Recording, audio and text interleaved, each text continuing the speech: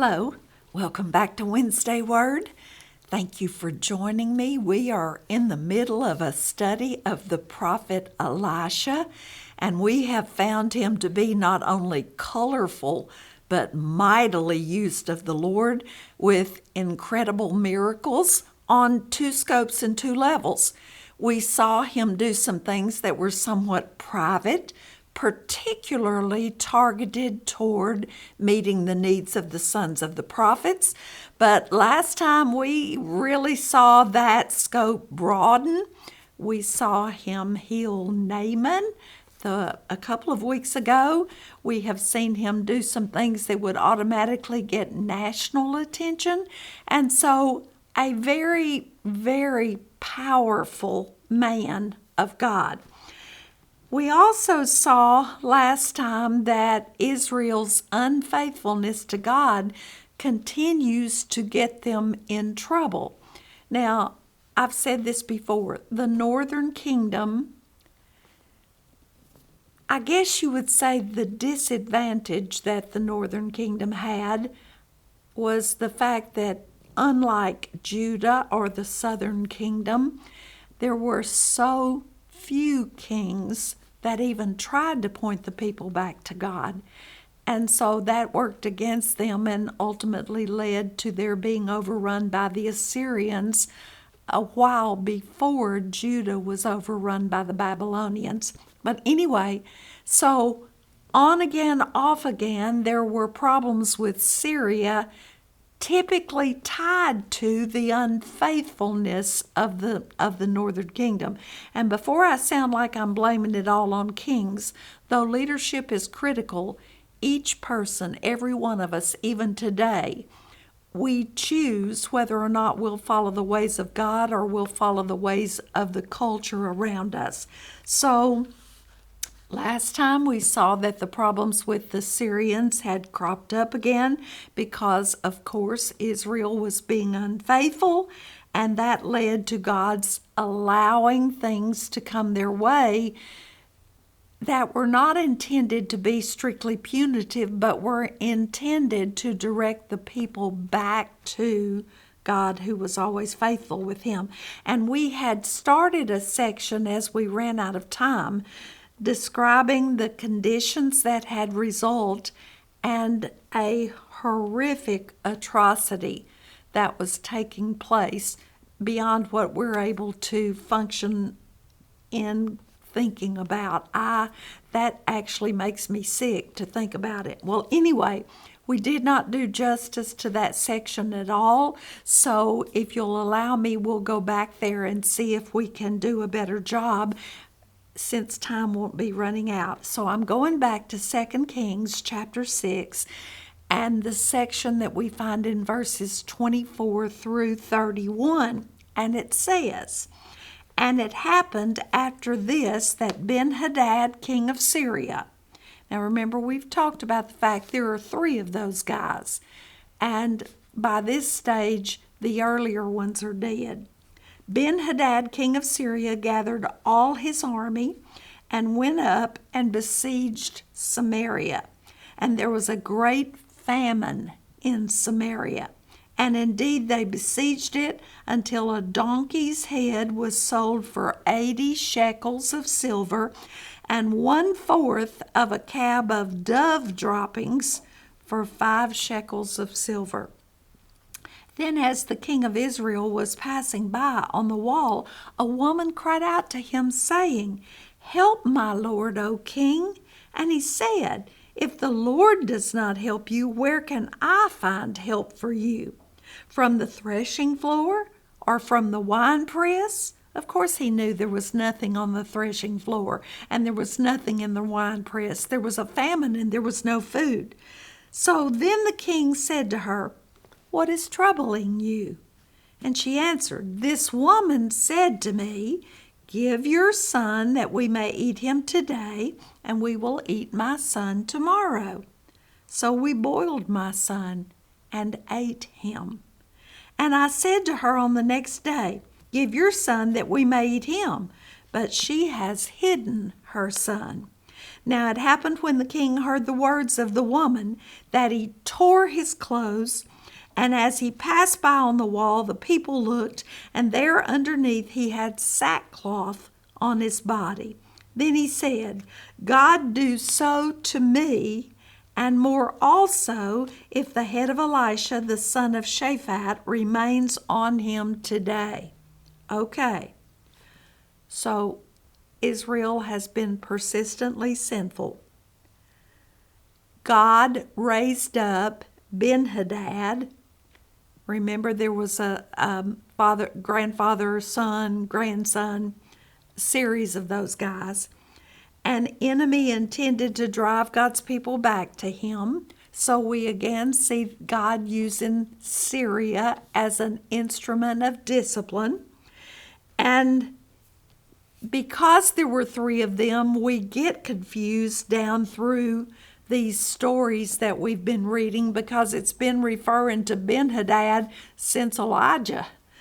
So I hope that it helps us to understand that there are generations with the same name.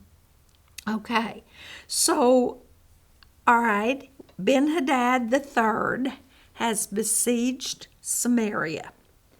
And the conditions are so severe. Everything is so terrible. The famine is so destructive. People are starving to death. That some horrific things are being done. I can't imagine.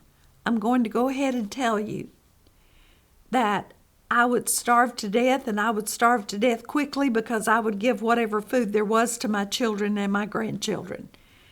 I can't imagine being so depraved that you would boil your son and eat him. Now, we say that it's unthinkable. We know that down through history there have been some people who were cannibals, but we know it's associated with godlessness, as it rightly should be. Let me remind you that when the northern and southern kingdoms divided, when God made Jeroboam king of the northern kingdom and Rehoboam was king in Judah, God very plainly told Jeroboam what would happen if his covenant was broken and not kept. Now, I would say using general terms. Listen to 1 Kings chapter 11 and verse 38. Then it shall be, if you heed all that I command you, walk in my ways, and do what is right in my sight, to keep my statutes and my commandments as my servant David did, then I will be with you and build for you an enduring house as I built for David, and will give Israel to you. Okay, there's the good. The bad is in Leviticus 26, 25 through 29. You break my covenant, here we go. I will bring a sword against you that will execute the vengeance of the covenant. When you are gathered together within your cities, I will send pestilence among you.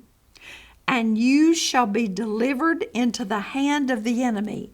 When I have cut off your supply of bread, 10 women shall bake your bread in one oven, and they shall bring back your bread by weight, and you shall eat and not be satisfied.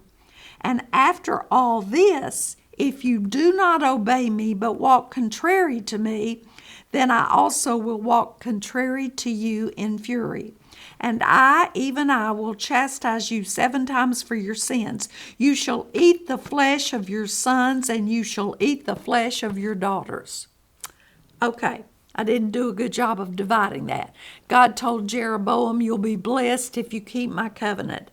The law makes it clear over and over again. If God's covenant with his people is violated, horrible things eventually come to pass. Now, here's what's interesting. This is not the first time that Samaria has been besieged. This is not the first famine here that we find in 2 Kings chapter 6. There's one in 1 Kings chapter 20. These people do not learn lessons well. They do not take God's attempts to get their attention and apply them to their lives. I would be critical of that, except that we often are no better. God tries to deal with people, but the Word says He won't always strive with man. We know that's the truth as well. So conditions are beyond our comprehension. Everything is not only in short supply, but outrageously expensive. We know that supply and demand are often factors in the prices of things. I mean, that's a natural result, but here you see it in the extreme. Now, some don't believe that some of the terminology in this passage means exactly what it says.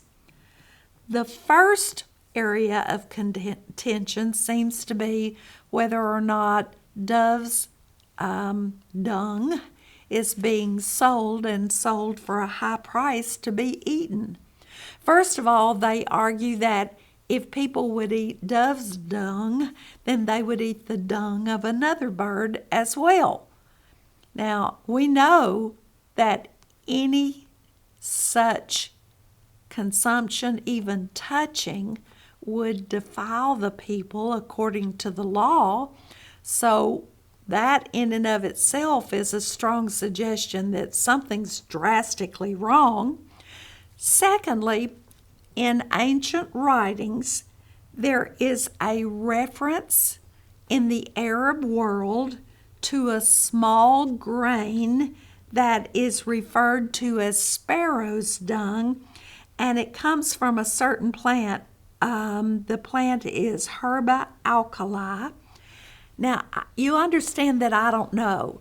There are a lot of things about ancient writings that are strange to us and often misunderstood and misinterpreted by us because we're not familiar with casual language. We're not familiar enough with the plants and the customs and street language, if you would have me use that term, that would be understood in a culture but not understood in a different culture, or especially a culture generations and generations and generations later.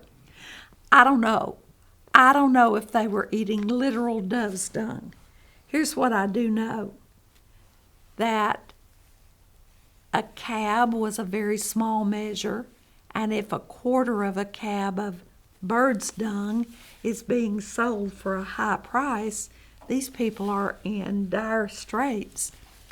And their hearts, instead of turning to God, are bitter and rebellious and resentful. We know that from the terrible things that are being done. Now, the king of Israel passes by on a wall. Remember, their walls were big enough to walk on. Often their walls were big enough to drive a chariot on. So he's walking up there, and there's a woman on this wall, and she cries out to him and she asks for help. Now, did you notice that he says, well, if the Lord won't help you, what am I going to do? The response seems to indicate he knows something's troubling the woman, but when she answers him back, her response is so depraved and so unthinkable that his reaction is one of extreme grief and remorse. He tears his clothes, and underneath he's already wearing sackcloth, because this woman has committed such a horrible act against her own child that it begs any kind of understanding. I cannot understand it. There has been a rejection of God, an ongoing rejection of God that led to horrific, unthinkable practices. Certainly, God is a God of kindness and tenderness and mercy if we are walking in fellowship with Him. And we should show kindness and tenderness and mercy to others. I can't imagine that not applying even more so to those who are our family, our biological family, and the family of the Lord. Now, in this case, idolatrous people had stooped so low, had become so depraved, that not only would they be cannibalistic, they would expect the king of their land to enforce a cannibalistic contract between two women. Oh my. Okay. Again, the law predicts. God knows the level of depravity to which people can decline. Listen to Deuteronomy 28:53-57. You shall eat the fruit of your own body, the flesh of your sons and your daughters, whom the Lord your God has given you, in the siege and desperate straits in which your enemies shall distress you. If you fail me, enemies are going to come, and instead of turning to me, you're going to decline even further. The sensitive and very refined man among you will be hostile toward his brother, toward the wife of his bosom, and toward the rest of his children whom he leaves behind, so that he will not give any of them the flesh of his children whom he will eat. Not only will he eat his children, he won't share, because he has nothing left in the siege and desperate straits in which your enemies shall distress you at all your gates. The tender and delicate woman among you, who would not venture to set the sole of her foot on the ground because of her delicateness and sensitivity, will refuse to the husband of her bosom and to her son and her daughter her placenta which comes out from between her feet, and her children whom she bears, for she will eat them secretly for lack of everything in the siege and desperate straits in which your enemies shall distress you at all your gates. Oh my goodness, even reading that distresses me to think of the depravity of the human condition. We speak often of the conditions in our modern world. People have always been depraved when they were walking in wickedness and not in fellowship with a holy God. The Old Testament law proves that. The conduct of people proves that. But how much more does that warn us of the necessity and the importance of staying close to God, of being ready when He returns? Certainly conditions during the tribulation are going to be horrific. I can't imagine the things that will occur that are probably not even part of the big and general prophecies, but relate to individual human behavior. We need to be close to God, because the human heart is the source of great wickedness. Now, this woman is furious because one woman proposes a plan and then she doesn't live up to her end of the bargain. And so the offended woman wants a second son to be sacrificed here. But the other son is hidden because the woman, obviously from the beginning, did not plan to keep her part of that bargain. And the king is very distraught. He tears his clothes, he's in sackcloth, and he is angry. Now, he's not only angry at the crime this woman has committed. She has committed the worst sort of murder and been cannibalistic. But the king indicates here that he blames Elisha for this situation, for the famine that has not been ended. Now, some people would say, well, he expected Elisha to pray and the famine to end the way Elijah said, look, this drought, this 3.5-year drought and famine's going to end. Maybe, but I think it's more than that. Do you remember when the Syrian troops surrounded Elisha at Dothan, and the servant's eyes were opened so that he could see that there were more in the spiritual battle fighting for them than there were tangible enemies against them. And do you remember that God struck those Syrians to where they did not recognize Elisha? They did not know where they were. And once they were in Samaria, the king said, shall I kill them? Shall I kill them? And Elisha says, no, you won't. You will feed them and you will treat them the same way you would prisoners of war, and you will send them back home. So it's almost as if the king here is like, it's Elisha's fault. He should have let me kill those guys and we might not be in this mess now.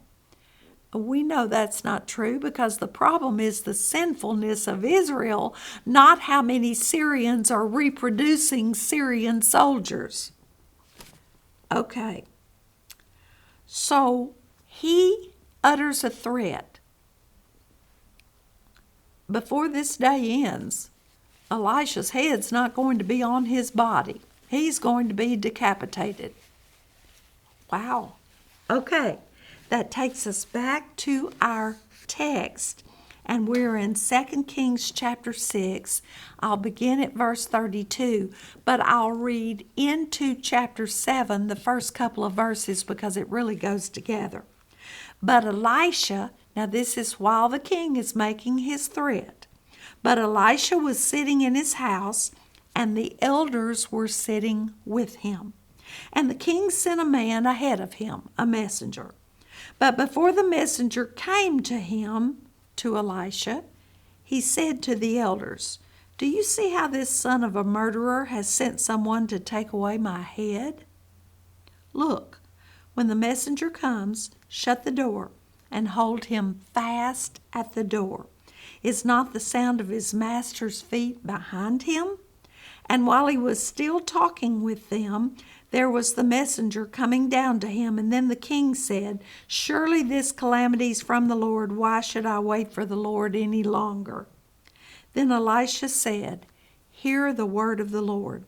Thus says the Lord, tomorrow about this time, a seah of fine flour shall be sold for a shekel, and 2 seahs of barley for a shekel at the gate of Samaria." So an officer on whose hand the king leaned answered the man of God and said, "Look, if the Lord would make windows in heaven, could this thing be?" In other words, if God literally opened a hole in the heavens and poured out food, how would this be a true thing? Uh-oh. And he said, this is Elisha, "In fact, you shall see it with your eyes, but you shall not eat of it." Okay. Furious with Elisha, even though it's certainly misguided and misplaced anger, it is not Elisha's fault. It is the fault of the sinfulness of the people. The king dispatches a messenger to go to Elisha. Elisha is sitting in his own house with some of the community elders. Elisha, through divine revelation, knows that the king has dispatched a messenger and that he means to harm him. And he says to the elders sitting there with him, "This son of a murderer, he means ill toward me." Now, I don't think the reference was to the father of the king here, but to the murderous spirit in the king's heart. And so his instructions to these men are, look, shut the door, don't let the messenger in, because the king is running right behind him. Now that's odd. What difference does it make that the king is running right behind him? But if you examine carefully and keep reading in the passage, as I did, you see that the king had come to himself, literally. He had figured out that this is God's doing. It's because of our sinfulness. It's not because of Elisha per se. So the king was right behind his messenger. He would have intended to stop the messenger from doing harm to Elisha. The idea was delay the messenger until the king can get there. After all, I don't care who we are.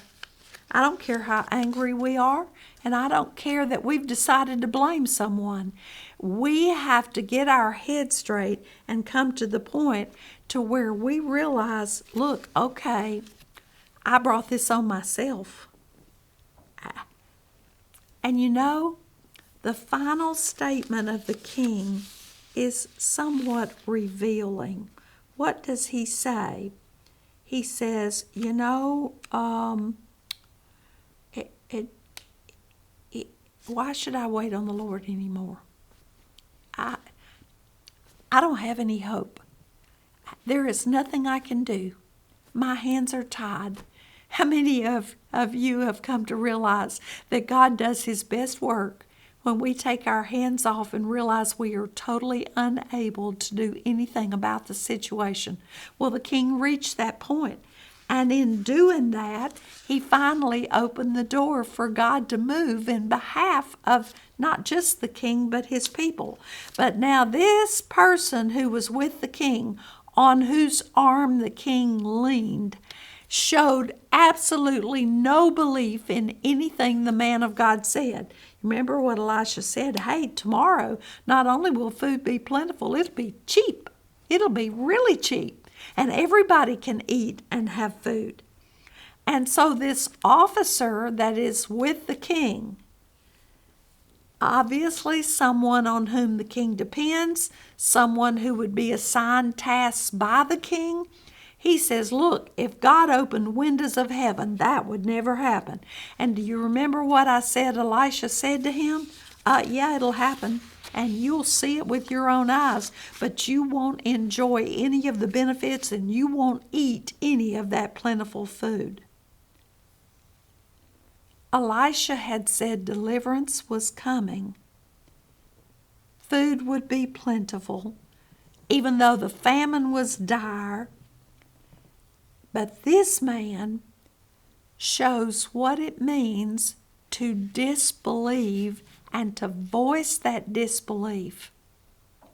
So much so that God is not going to tolerate that kind of faithlessness, that kind of lack of understanding of God's power and what He can do. Okay.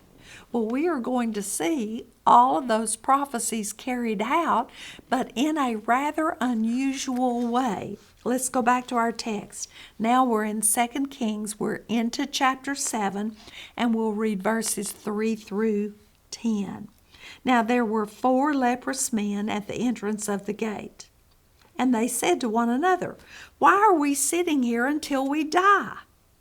If we say we will enter the city, the famine is in the city, and we shall die there. And if we sit here, we die also. Now therefore come and let us surrender to the army of the Syrians. If they keep us alive, we shall live, and if they kill us, we shall only die. And they rose at twilight to go to the camp of the Syrians. And when they had come to the outskirts of the Syrian camp, to their surprise, no one was there. For the Lord had caused the army of the Syrians to hear the noise of chariots and the noise of horses and the noise of a great army. So they said to one another, look, the king of Israel has hired against us the kings of the Hittites and the kings of the Egyptians to attack us. Therefore they arose and fled at twilight and left the camp intact, their tents, their horses, and their donkeys, and they fled for their lives. And when these lepers came to the outskirts of the camp, they went into one tent and ate and drank, and carried from it silver and gold and clothing, and went and hid them, and then came back and entered another tent and carried some from there also and went and hid it. Then they said to one another, uh-oh, we are not doing right. This day is a day of good news, and we remain silent. If we wait until morning light, some punishment will come upon us. Now therefore come, let us go and tell the king's household. So they went and called to the gatekeepers of the city and told them, saying, we went to the Syrian camp, and surprisingly no one was there, not a human sound, only horses and donkeys tied and tents intact. Okay, the circumstances inside Samaria are so dire that not only do they eat their children, or at least a couple of women did, but the lepers outside the gate of the city are not receiving food donations. So they're starving. And they have a very difficult dilemma. If we go into the city, there's famine in there, and besides we're lepers, no one's going to feed us. If we sit here, we're going to starve to death. So what do we have to lose? We can go and surrender to the Syrians, and they may kill us or not. If they don't, we get to live, and if they do, we were going to die anyway. We don't really have anything to lose. What a rock and hard place situation. They figure they have nothing to lose by going and surrendering to the enemy. Now, here's the glitch. They have no idea that Elisha has said that the next day food will be plentiful, it will be cheap, available to everyone, and it's approaching twilight of the day when Elisha has made that statement. So they decide they'll go turn themselves over to the Syrians and pray for mercy. Okay. Now, the Syrians have been encamped around Samaria for a long time. So obviously they brought supplies and resources with them. So as these 4 lepers approach the Syrian camp at twilight, even on the edges of the camp, they discover that nobody's there. There is not a human being to be seen or heard. Now, they do not know. They have no understanding of the fact that God has used their speculative reasoning, their attempt to be logical, and their halting steps toward an enemy camp to do an incredible miracle. Now remember, they're despised outcasts among their own people. The Syrians certainly weren't going to want them either. And they don't understand that God has supernaturally intervened. Now, it's amazing what people use to try to explain God's intervention. Some argue that God used the sound of their shuffling feet to confuse and frighten the Syrians. Some believe that he used the wind rushing between the hills and mountains down in those gorges, and he multiplied that. I don't know what he used. It does not make it any less miraculous if he did use something that already existed. Here's what the Syrians thought. They thought they heard chariots, horses, and a mighty army. They thought the king of Israel had managed somehow to hire the Hittites and the Egyptians to fight for them.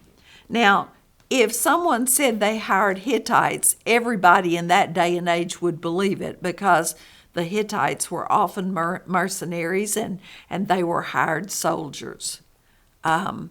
I need to remind you that there were some Hittites in David's army, even among his 30 most valiant men.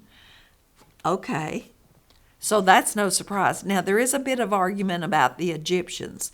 We know from studying the minor prophets that sometimes the northern kingdom pitted Egypt and other enemies against each other. I don't know. Some argue that instead of the Egyptians, it should have said the Murians. That's a name you don't hear very often, but those people actually lived in a part of Syria and were listed as enemies later by Shalmaneser III. I don't know. And again, this is something that makes no difference to me because there were no soldiers. God magnified sound to make it appear that a mighty army was bearing down on those Syrians, and they were so frightened for their lives, they didn't take time to pack, they didn't take time to get anything. They literally grabbed what was in their hand and ran for their lives.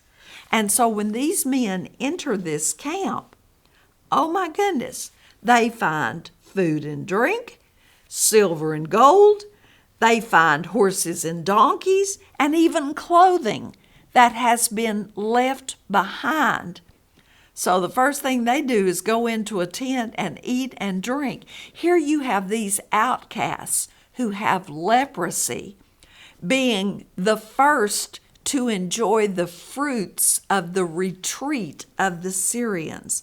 And so what do? They start hauling off clothing and gold and silver and taking it and hiding it for themselves so that they can have it later. And as they've made a few trips, it dawns on them, you know what, we're really not doing the right thing here. This ought to be a day of rejoicing for God's people, and we're basically selfishly hoarding it to ourselves. We need to let the king know. We need to do the right thing here, especially since if people find out that we knew and we took advantage of it ourselves and didn't share, we're going to end up being in trouble. So let's go do the right thing and save ourselves that level of trouble. Okay, back to our text. 2 Kings chapter 7. This time I'll read verses 11 through 20. So we find, and the gatekeepers called out and told it to the king's household inside. Okay, they've told the gatekeepers, look, the Syrians fled. We don't know what happened to them, but there's stuff out there for the taking.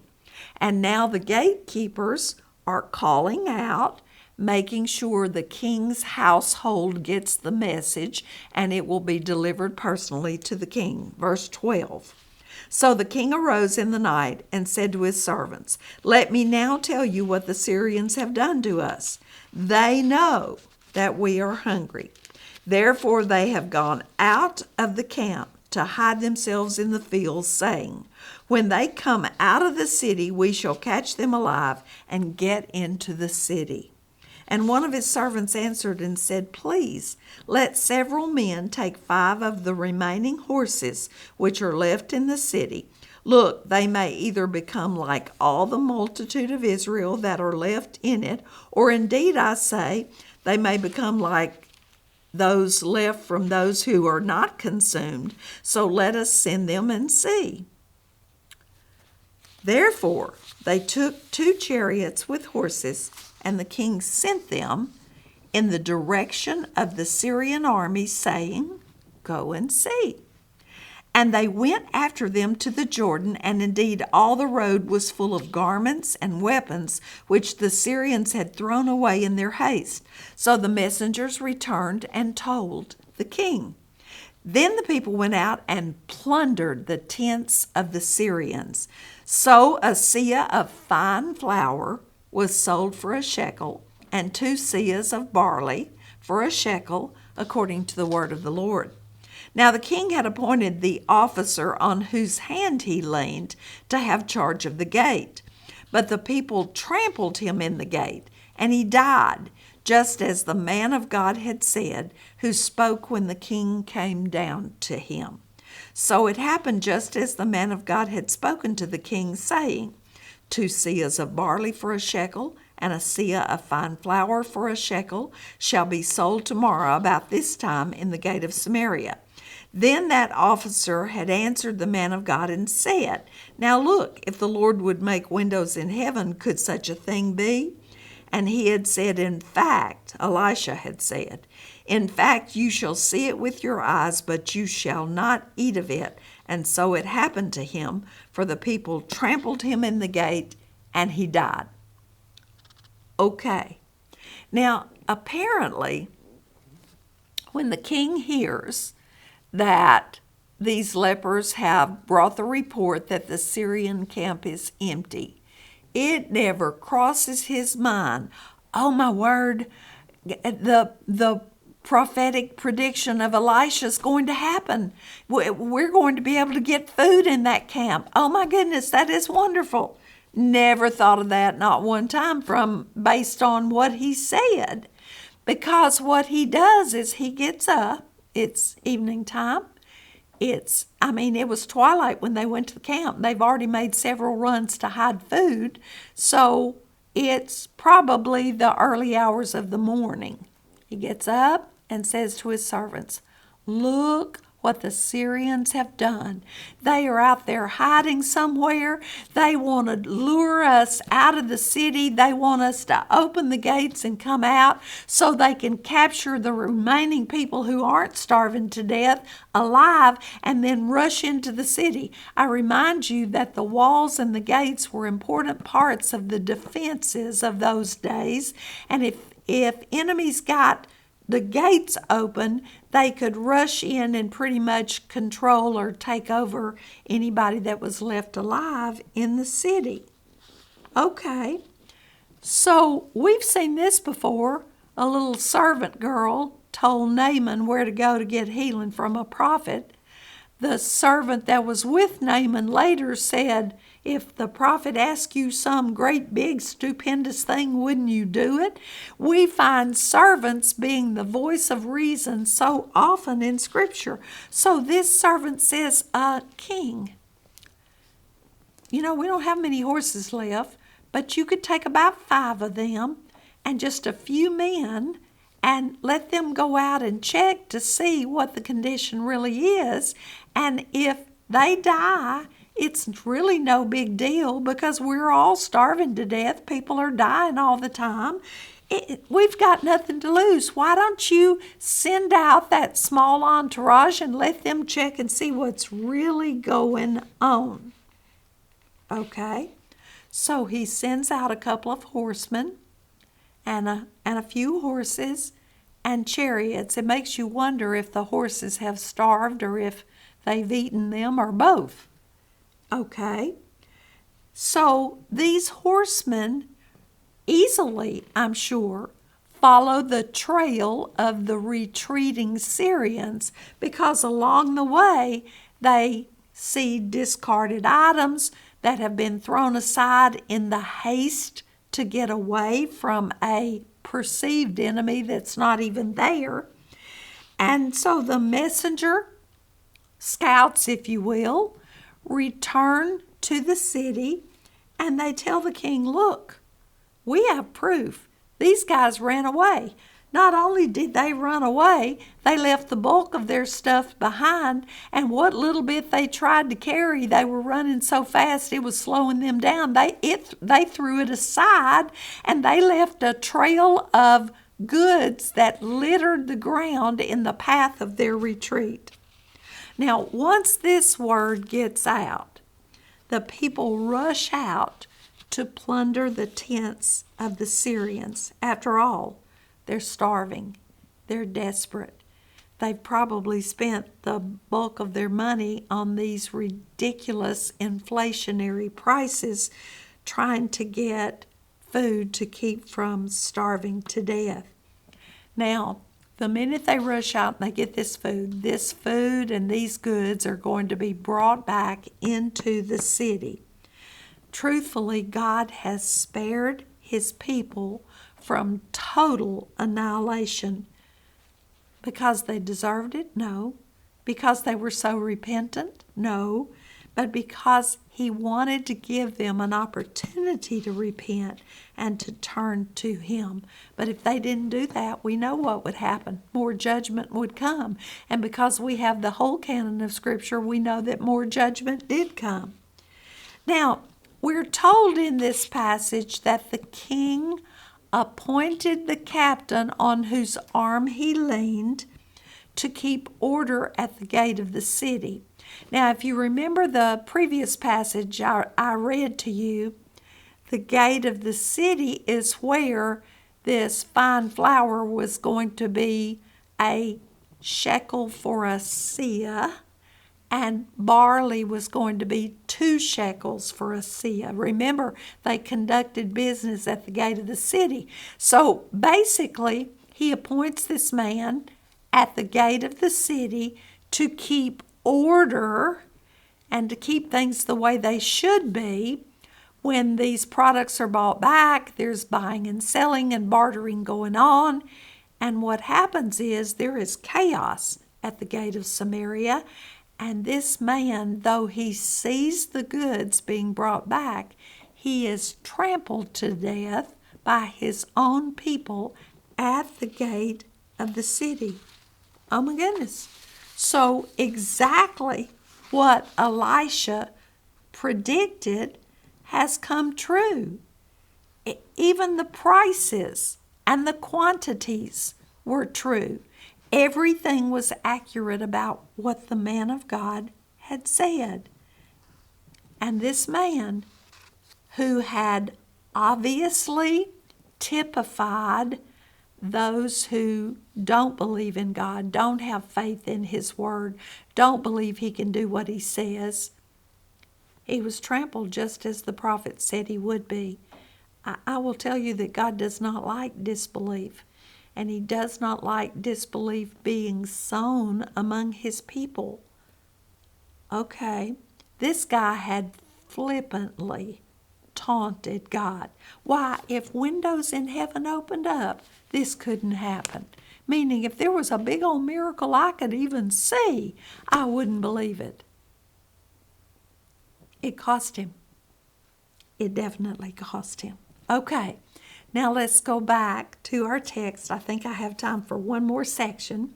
And let's look at the first 6 verses of 2 Kings chapter 8.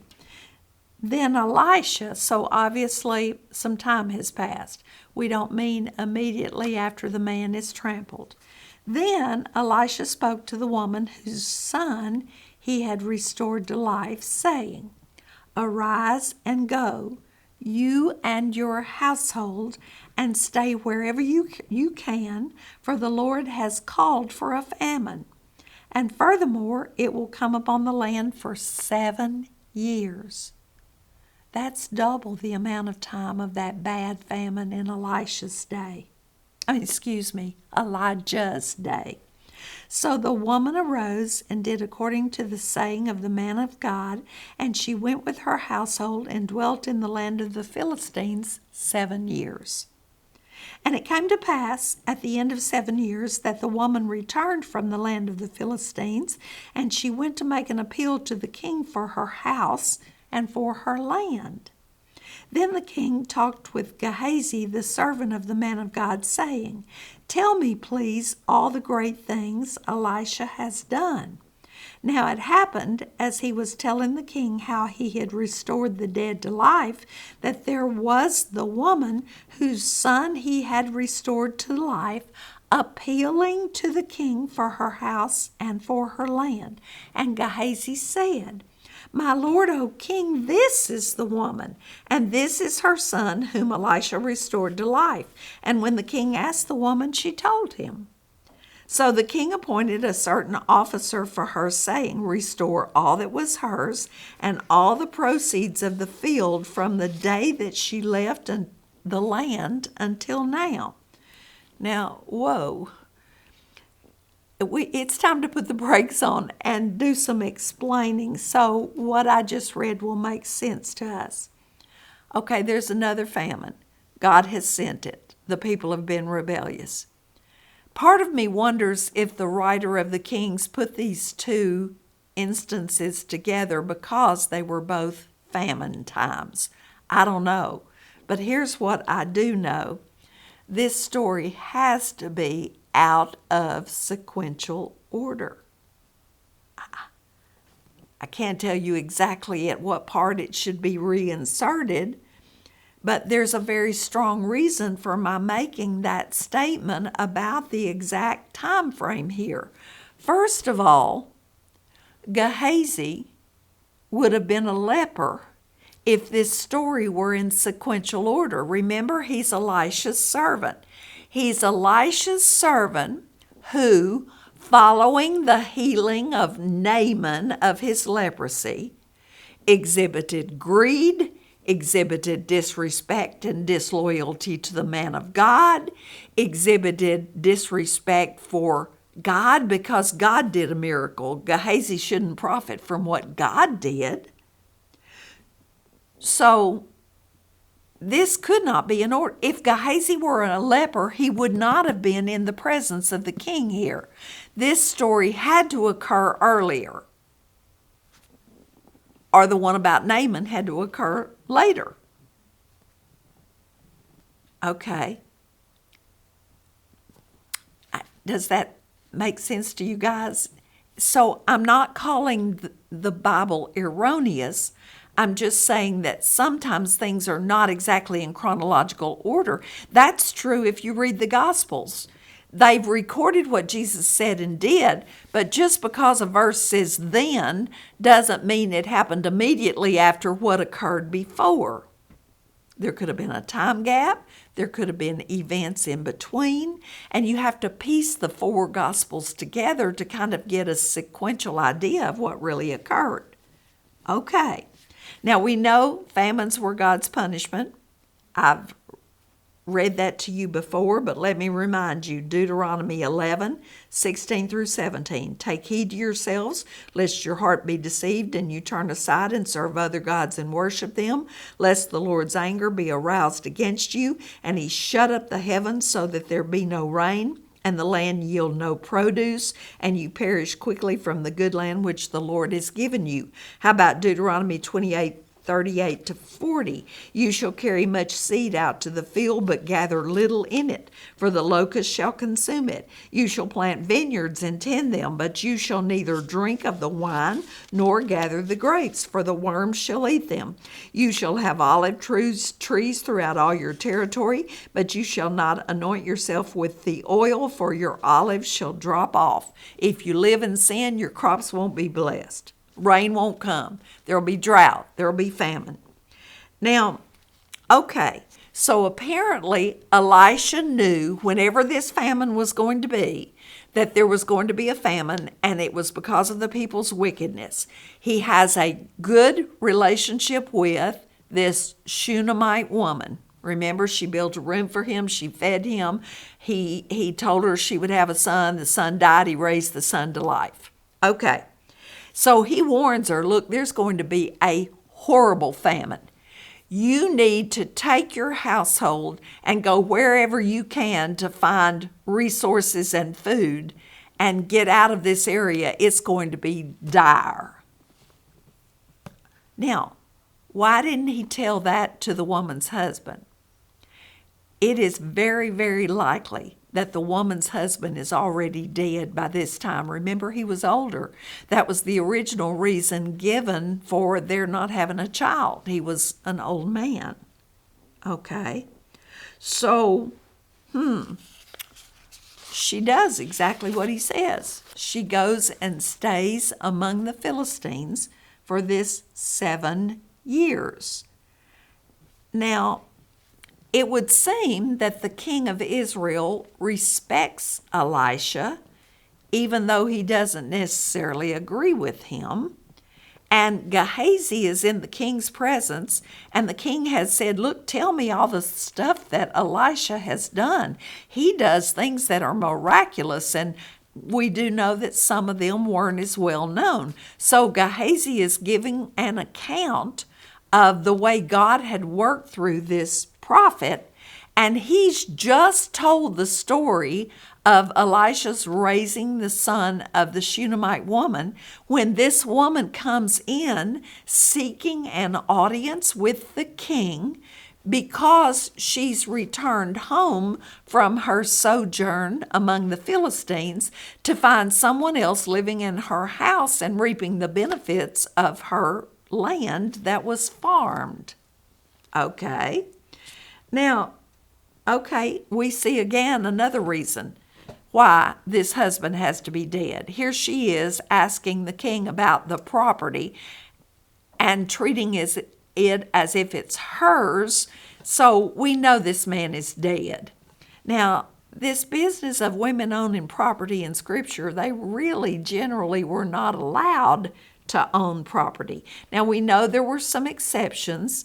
Numbers 27 verses 1 through 8 record the account of Zelophehad's daughters. He had 5 daughters. He died in the wilderness. He had no son. They went to Moses and asked that they be allowed to inherit in their father's stead so that his name wouldn't be cut off among his brethren, and it was granted. We know that sometimes women could be joint owners of property, but generally speaking, what they owned belonged either to their father or their husband. And if they were a widow, it was a sticky-wicky situation because it would probably go to the father's closest heir. Okay, so here she says, give me my house and my land. Now, the timing of this is uncertain. I've already told you that.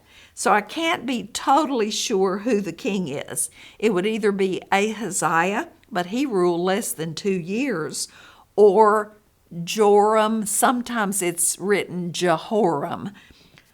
I suspect it was Jehoram, but it doesn't matter. Both of them did evil in the sight of the Lord, and neither one of them accomplished anything that was worthwhile. Let me refer you back, 1 Kings 22, 51 to 52. Ahaziah, the son of Ahab, became king over Israel and Samaria in the 17th year of Jehoshaphat, king of Judah, and reigned 2 years over Israel, and he did evil in the sight of the Lord. There you go. 2 Kings 3, 1 to 2. Now Jehoram, the son of Ahab, that was actually Ahab's brother, remember? Ahaziah had no children. Became king over Israel and Samaria in the 18th year of Jehoshaphat, king of Judah, and reigned 12 years. And he did evil in the sight of the Lord. I don't even have to finish those passages. There they are. They did evil in the sight of the Lord. Now, here's what's interesting. This woman asked for her land and her property. She may have been co-owner. There could have been an argument that the people who were living in the house and farming the land were her husband's closest relatives. The king didn't even dig into that. Either out of respect for Elisha, which is what I think it is, or because this widow touched him, he not only granted that she would get her property back, her house and her land, he appointed an attendant for her, probably a soldier or someone in his court, to go with her and make sure that everything that he had said would come to pass, that she would get her land, that she would have her house, and that whoever was there would be evicted. But he didn't stop with what she requested. She never said, hey, they've profited from my property for 7 years. Don't you think I deserve all or part of that back? But he ordered that every bit of profit and gain that had come from harvesting those fields, selling or keeping part of those crops, whatever was done, he ordered that she receive every bit of that back. He gave her more than she asked for, not because he's righteous, not because he's good. So there has to be another reason for that generous response to her. She would get all of her things back and the profit to go with it in addition to that. Wow. Now, I hope everyone sees that Gehazi's role here indicates that this story is a little out of sequence. Let me affirm again, that doesn't mean it didn't happen. And here's the truth. It's yet another example of God providing for this woman, a woman who had done her best to do right, a woman who had been generous to the man of God. And I promise you, we can stand on the same comfort, knowing that when we do our best, we are trying, God is faithful, and He will answer our cries and provide for us. Walk in the knowledge that He's watching over you. Until I see you again next time, God bless.